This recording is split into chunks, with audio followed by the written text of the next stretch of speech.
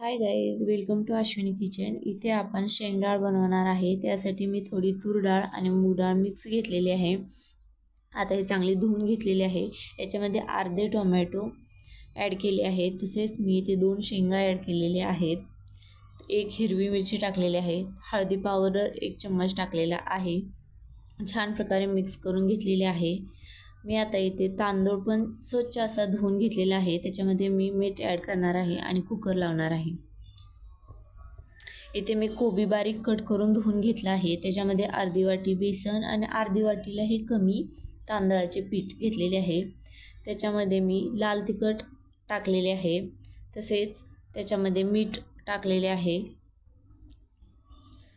अर्धा चम्मच हळदी पावडर आणि मी इथे 1 चम्मच लसूण बारीक केलेला टाकलेला आहे। तसेच खूप सारा कोथिंबीर टाकलेला आहे आणि इथे मी जिरे टाकलेले आहे। जिऱ्यामुळे भाजीला टेस्ट वेगळीच येते आणि खूप छान होतात। तुम्ही एकदा नक्की ट्राय करा। हा पीठ व्यवस्थित मिक्स करून भिजवून घ्यायचे आहे आणि भिजण्यासाठी साधारणतः 30 मिनिट सोडायचे आहे। त्यामुळे भजी एकदम कुरकुरीत आणि खूप टेस्टी होते। तर इथे मी भिजायला ठेवणार आहे।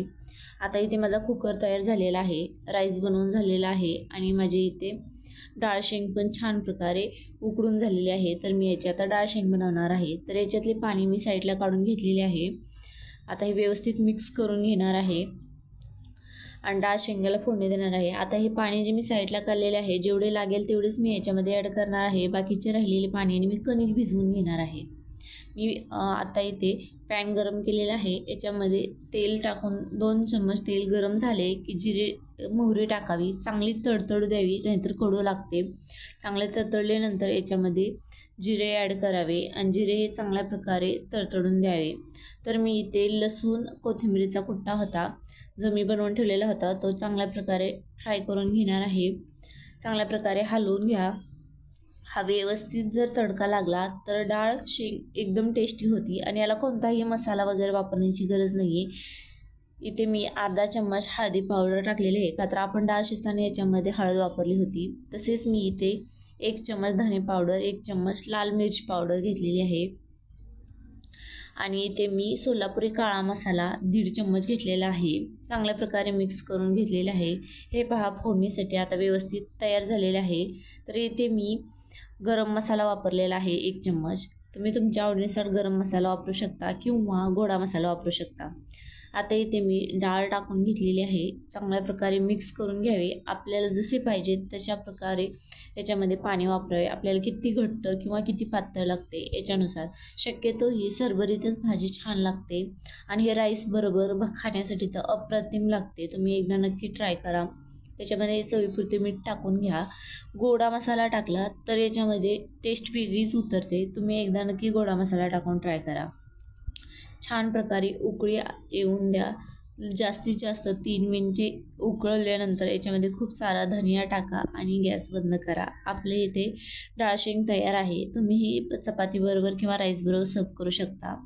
तर मी इथे तुम्हाला कांद्याचे मी गोल गोल सर्कलमध्ये कट करून घेतलेले आहे। 1 चम्मच मिरची पावडर, तसेच थोडेसे जिरे आणि चवीपुरते मीठ आणि लिंबू टाकून छान प्रकारे मिक्स करून घेतले आहे आणि ह्याला मी साधारणतः 10 मिनिटं असेच मॅरिनेट व्हायला ठेवलेले आहे। आता इथे मी पोळी बनवून घेत आहे। तर मी कणिक जी माझे डाळीचे पाणी शिल्लक राहिले होते त्याच पाण्यामध्ये भिजवलेले आहे। कमी पडल्यास मी वरचे थोडे पाणी वापरले। मी इथे छान प्रकारे चपात्या लाटून भाजून घेणार आहे। तर कसे असते ना की डाळीचे पाणी जे फेकून देण्यापेक्षा त्यात खूप सारे प्रोटीन्स असतात, तर त्याचा तुम्ही यूज कणिक भिजवण्यात करू शकता। त्यासाठी मी इथे कुकर पहिल्यांदा लावला आणि नंतर कणिक भिजवली आणि तसेच इथे मी तुम्हाला पूर्ण व्हेज थाळी दाखवत आहे। तर तुम्हाला आवडली तर नक्की लाईक करा आणि शेअर करा आणि तुम्हाला कशी वाटली ही कमेंट्समध्ये नक्कीच सांगा। तर आता इथे माझ्या पोळ्या बनवून तयार होत आहेत। तुम्ही पोळी म्हणू शकता, कोणी चपाती बोलते, आम्ही चपातीच बोलतो। आता छान प्रकारे माझ्या इथे चपात्या बनवून तयार होत आहेत। तर व्हेज थाळी बनवणे ही साधारणतः 30 मिनिट लागतात। 30 मिनिटामध्ये पूर्ण थाळी बनवून तयार होते। हे पहा इथे जास्त मी 5 ते 6 चपात्या बनवते, कारण आम्हाला तेवढ्या बास होतात, पुरेसे होतात। आता इथे मी मठ्ठा बनवत आहे. त्यासाठी मी 4 चम्मच दही घेतलेली आहे. दही चांगल्या प्रकारे फेटून घ्या, म्हणजे याच्यामध्ये गुठळ्या वगैरे राहत नाही आहेत. आणि व्यवस्थित मिक्स करून झाल्यानंतर याच्यामध्ये पाणी ॲड करून छान प्रकारे मिक्स करून घ्या. आपल्याला मठ्ठ्याला कसे दही लागते तशा प्रकारे त्याचे ताक बनवून घ्या तुम्ही.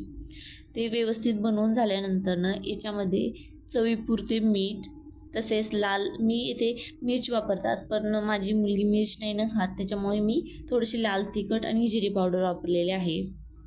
आता इथे पॅन गरम करून त्याच्यामध्ये मी तेल गरम केलेले आहे आणि भजी सोडत आहे. सगळ्यात लास्टला मी भजी सोडत आहे, का तर गरमागरम भजी छान लागतात, व्यवस्थित कुरकुरीत होतात. आता थाळी सर्व करूया. चपाती, राईस, डाळ शेंग, तसेच मठ्ठा आणि बरोबर भजी, आणि जो आपण कांद्याला लेमन लावून ठेवलेला तो कांदा. वा, एक